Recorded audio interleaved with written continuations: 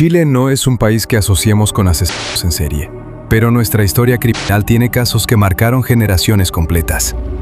Hoy, en el Habernos de Walker, revisaremos el top 5 asesinos seriales en Chile, basándonos en número de víctimas e impacto histórico. Este es un análisis documental. Comencemos. Número 5. En el extremo sur de Chile, entre islas, lluvia constante y silencio rural, ocurrió uno de los casos más inquietantes de la historia criminal del país. En el número 5 de nuestro ranking aparece Rubén Darío Millatureo Vargas, más conocido como el Chacal de Queilén. Nació en 1962 en una pequeña comunidad de Chiloé, un entorno donde todos se conocen, donde los secretos rara vez permanecen ocultos. Pero en septiembre de 1997, algo cambió. La primera víctima fue su propio padre. Una discusión, un ataque y luego silencio. El cuerpo fue ocultado dentro de la vivienda familiar. Meses después, en diciembre, volvió a matar. Un hombre que llegó a cobrar una deuda menor nunca regresó a su hogar. El patrón comenzaba a repetirse. En marzo de 1998 ocurrió el tercer crimen. La desaparición de una joven secretaria encendió las alarmas en la comunidad. La presión aumentó, la investigación avanzó. Y finalmente, los 3 cuerpos fueron encontrados en su propiedad. La conmoción fue inmediata. En 1998, Rubén Millatureo fue condenado a pena de muerte. Pero el sistema judicial chileno cambiaría poco después. Con la abolición de la pena capital en 2001, su condena fue modificada a cadena perpetua. Más de 20 años después, en 2018, obtuvo libertad condicional. La noticia reabrió heridas en Chiloé y también un debate nacional. Porque este caso no solo habló de homicidios, habló de los límites del castigo y cómo el sistema judicial chileno adopta límites que para muchos parecen ser un regalo. 3 víctimas confirmadas, un impacto que aún resuena en el sur de Chile. Este es el número 5. Y lo que viene marcaría al país de una forma aún más profunda. Número 4. Santiago de Chile, año 2021.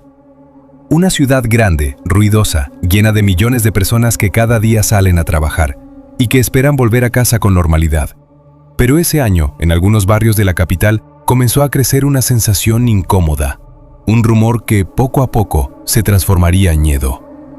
Las víctimas no eran celebridades, no eran personas conocidas. En su mayoría eran hombres adultos, vulnerables.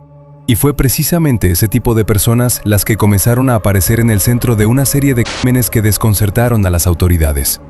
Algunos vivían en situación económica precaria, otros simplemente estaban solos, sin una red cercana que los protegiera. Personas que caminaban por las calles sin imaginar que alguien los estaba observando. El responsable, según las investigaciones, era un joven que en redes sociales se hacía llamar Lucho Plátano, un apodo que parecía casi absurdo, pero que pronto quedaría asociado a uno de los casos criminales más inquietantes del país en los últimos años. Los investigadores descubrieron algo perturbador. Las víctimas compartían ciertas características. La mayoría eran hombres de edad media o mayor, pero también había un caso particular, ya que privó de la vida a un funcionario de la PDI afuera del hogar del policía, sumándole cargos por porte ilegal de armas, robo y homicidio. Mientras el caso avanzaba, la policía comenzó a reconstruir los movimientos del sospechoso. Poco a poco, las piezas empezaron a encajar. 4 crímenes consumados, 3 frustrados y más preguntas que respuestas. Un joven que, según las investigaciones, llevaba una doble vida. Por un lado, alguien que se movía por la ciudad como cualquier otra persona. Por otro, alguien que estaba detrás de una serie de hechos que conmocionaron al país. Arriesga actualmente 100 años de prisión, marcando así un precedente. El caso sigue actualizándose constantemente. Número 3. Viña del Mar. Una ciudad conocida por sus playas, su turismo y por ser uno de los lugares más tranquilos de la región de Valparaíso. Pero a comienzos de los años 80, algo comenzó a inquietar a los vecinos de algunos sectores de la ciudad. Personas estaban desapareciendo. Y con el tiempo, la policía comenzaría a notar un patrón inquietante. Nuevamente se repite el mismo modus operandi. En su mayoría eran hombres adultos, muchos de ellos trabajadores humildes, personas que llevaban vidas simples. Algunos vivían solos. Al principio las desapariciones parecían casos aislados, pero cuando los investigadores comenzaron a revisar los antecedentes, las coincidencias empezaron a multiplicarse. Las víctimas víctimas habían sido vistas por última vez en sectores similares, y algunas habían tenido contacto con las mismas personas. Con el paso del tiempo, la investigación reveló algo perturbador. No se trataba de un solo responsable, sino de dos individuos que actuaban juntos. Una dupla que con el tiempo sería conocida en los medios como los psicópatas de Viña del Mar. Según las investigaciones, ambos hombres se movían por distintos sectores de la ciudad. Buscaban acercarse a personas vulnerables, personas que probablemente no imaginaban que estaban frente a alguien peligroso. Poco a poco, la policía comenzó a reunir testimonios, pistas y antecedentes que los conectaban con varias desapariciones. El caso comenzó a escalar rápidamente. La prensa empezó a cubrir la historia y el miedo comenzó a instalarse entre los habitantes de la zona. Porque por primera vez se hablaba de la posibilidad de asesinos seriales actuando en la ciudad. Las investigaciones finalmente permitieron identificar y detener a los responsables. Durante el juicio, los fiscales presentaron una serie de pruebas que vinculaban a ambos acusados con varios crímenes. Testimonios, peritajes y reconstrucciones de los hechos. Todo apuntaba a la misma conclusión. El tribunal los declaró culpables. Estos criminales dejaron un saldo de 10 víctimas fatales y varias personas que lograron sobrevivir a los ataques. 2 ex carabineros fueron identificados como responsables de los crímenes: Jorge Sagredo Pizarro y Carlos Top Collins. Tras el juicio, ambos fueron condenados a pena de muerte. La sentencia se cumplió el 29 de enero de 1985, cuando fueron fusilados en la cárcel de Quillota. Con esa ejecución, se cerraba uno de los casos criminales más impactantes de la historia de Chile. Y también se marcaba el final de una época, porque estos fusilamientos se convertirían en los últimos realizados por el Estado chileno antes de que el país avanzara hacia la eliminación de la pena de muerte. Continuamos con un caso emblemático que impactó al país en el último tiempo, dejando uno de los desenlaces más terribles. Número 2. Villa Alemana, Chile. Una ciudad tranquila de la región de Valparaíso. Un lugar donde muchos vecinos se conocen desde hace años. Pero en el año 2020, un caso comenzó a sacudir la calma del lugar y a revelar el oscuro pasado de un hombre que ya había estado antes en el centro de un crimen brutal. Ese hombre era Hugo Bustamante. Para muchos vecinos era simplemente otro habitante del barrio, una persona que pasaba relativamente desapercibida.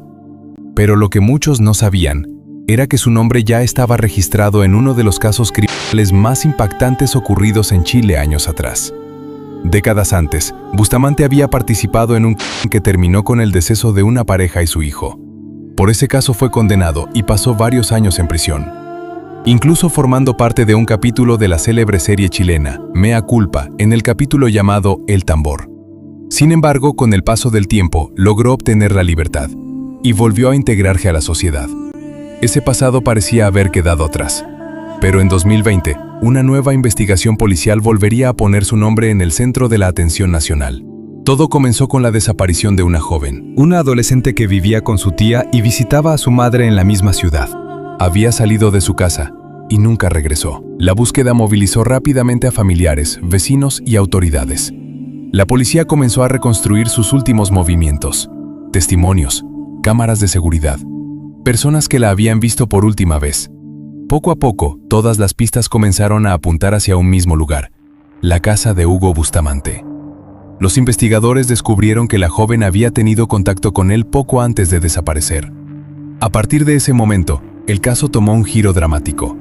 La policía realizó un operativo en la vivienda del sospechoso, y lo que encontraron allí cambiaría completamente la investigación. El hallazgo confirmó los peores temores de la familia. El país entero quedó conmocionado, no solo por la gravedad del crimen, sino por una pregunta que comenzó a repetirse en todos los medios.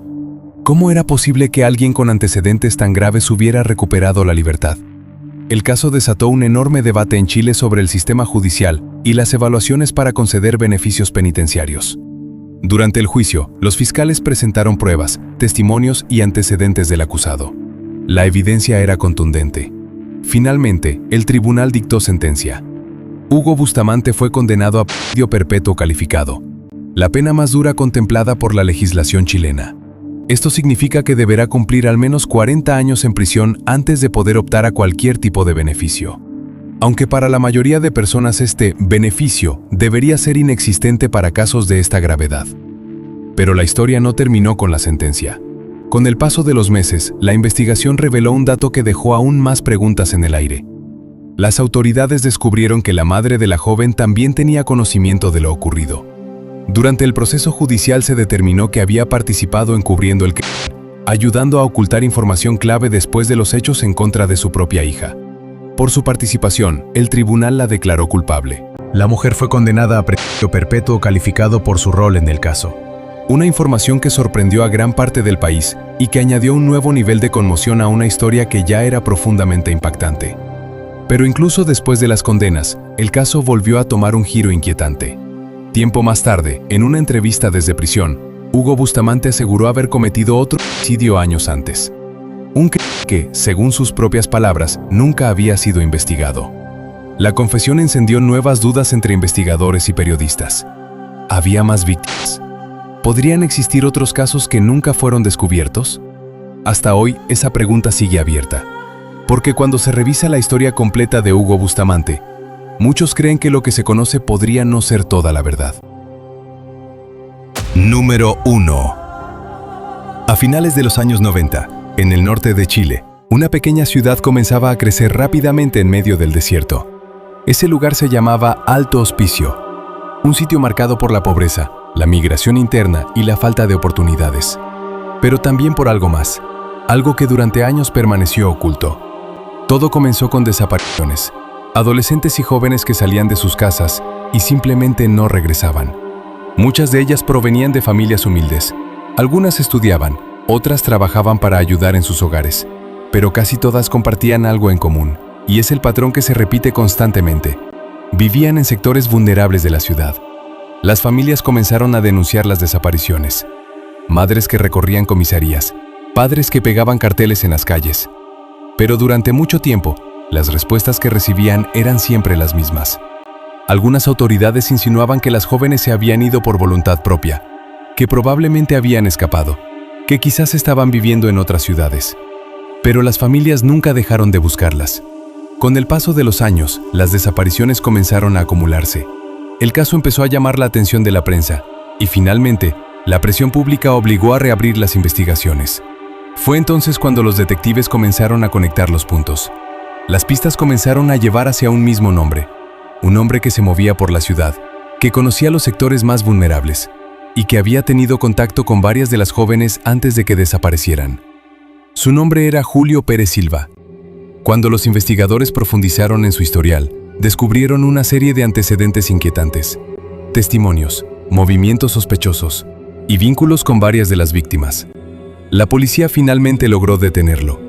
Durante la investigación, los detectives comenzaron a reconstruir una historia mucho más grande de lo que cualquiera había imaginado. Un patrón que se había extendido durante años. Un caso que terminaría convirtiéndose en uno de los crímenes seriales más impactantes en la historia de Chile. El tribunal finalmente lo declaró culpable de múltiples homicidios. En total, 14 jóvenes fueron identificadas como víctimas del caso de Alto Hospicio. Una cifra que conmocionó a todo el país. La sentencia fue clara, presidio perpetuo calificado. Pero el caso dejó una herida mucho más profunda, porque durante años, las familias denunciaron las desapariciones y muchas veces no fueron escuchadas. Las víctimas eran jóvenes, estudiantes, hijas, hermanas, personas que tenían toda una vida por delante. Hoy, el caso de Alto Hospicio sigue siendo recordado como una de las historias criminales más dolorosas del país. No solo por los crímenes, sino por la lucha de las familias que nunca dejaron de buscar la verdad. Y porque en medio del silencio del desierto, finalmente se reveló una historia que Chile jamás olvidará. Si te interesan este tipo de historias y los casos más impactantes de Chile y del mundo, te invito a suscribirte a este canal y a compartir este video. También puedes dejar tu comentario aquí abajo. Quiero saber tu opinión sobre este ranking y qué otros casos te gustaría ver en próximos videos. Recuerda algo. A veces los peores monstruos no viven en el infierno, viven entre nosotros. Esto fue El Avernos de Walker.